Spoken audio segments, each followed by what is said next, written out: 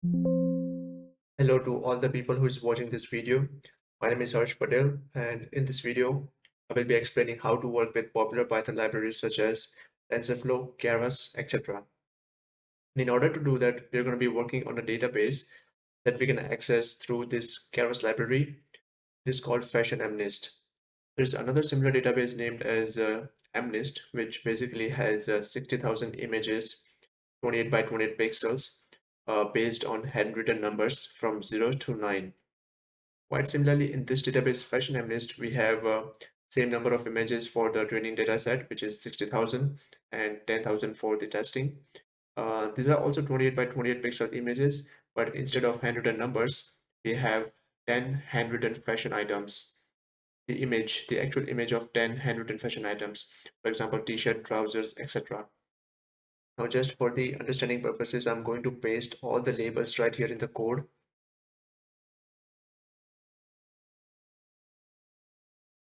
So these are the labels starting from 0 up until number 9, t-shirts, trousers, ankle boots, etc. I'm going to comment these labels for now. Okay, so let's begin coding. First of all, we're going to import FashionMnist from keras.datasets. As you can see this right here, this code from Keras.datasets, we're importing fashion underscore MNIST dataset. After that, we're going to store them in this training and testing variables. Moving forward, in this line of code, what we're doing is we're basically printing the number of dimensions for all those four variables. So for the images, the number of dimensions will be 28, and for labels, it will be just 1. For images, it will be width, height, and color for the dimensions. In this line of code, we are going to print the length of training and testing labels. So the training labels has we have 60,000 training labels, which is the same number of items that we have for images. And for testing, we have 10,000 images, so we have the same number of labels for it.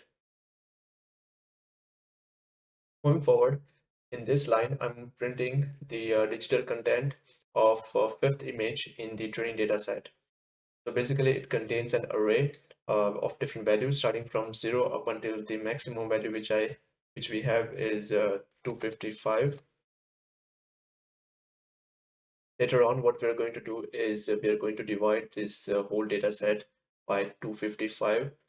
So instead of having this large values such as 200, 255, etc., we're going to have values just from 0 to 1, just to make it pretty normal. Now, here I'm going to print the actual image of that fifth index. Now, if I remove this C map, color map, it's going to print along with some color. But we should ignore that because this image does not have color, it's just black and white. So after adding that, it's going to print the actual image. And the label associated with that fifth image is number 2, which basically means that it is a pullover. And this is the data set for 500th index in the testing data set.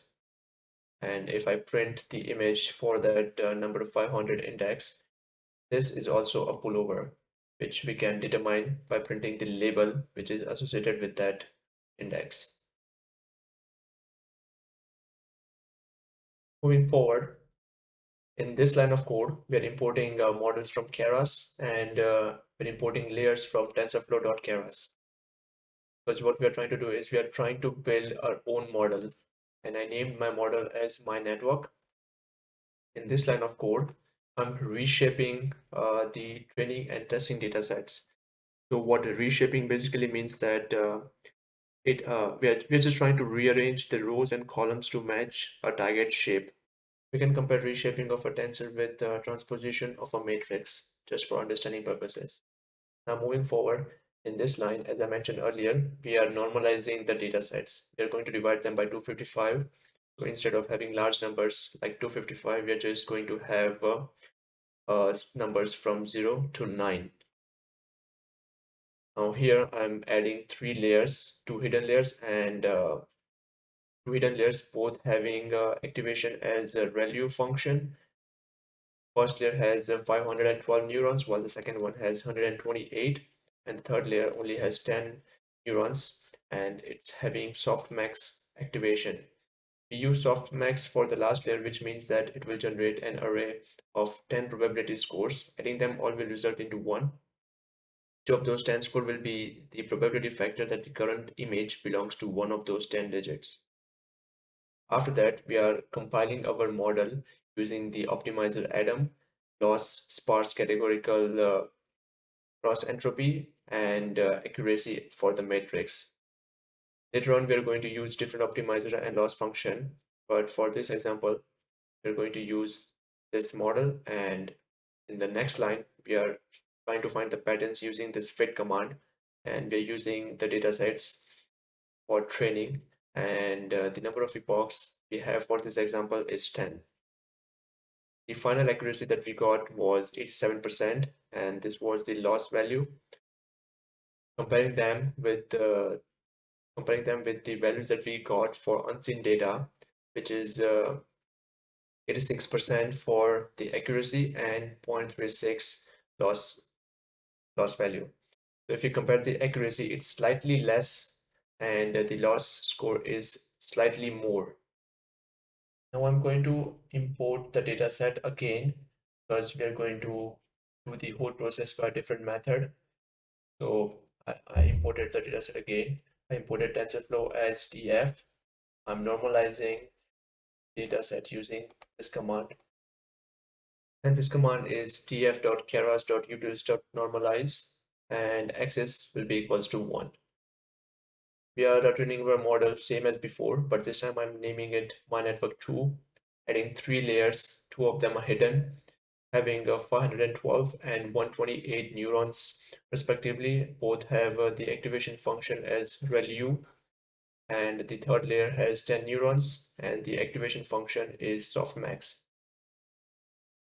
Now for this method, since we are going to use categorical cross entropy for the loss function, we should import categorical library from tensorflow.keras.utils. The reason for that is that using this method, in this case, we are using one-hot encoding.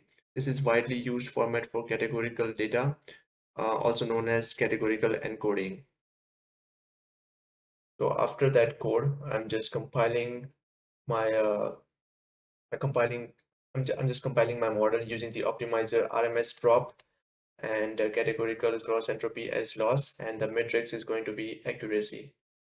And in the next code, I'm finding the pattern using .fit command, and the number of epochs in this case will be 10 again. The accuracy that I got in this case is 90%, and loss score is 0.29, which is pretty less comparatively to the previous method. But if I calculate the accuracy and loss score for the unseen data, which is the testing data set, I get comparatively more difference than the previous method. I got 0.41 as the loss score and 87% accuracy, which is not that bad, but the difference is slightly more as compared to the method 1. So that will be all. I hope you enjoyed the video. Thank you.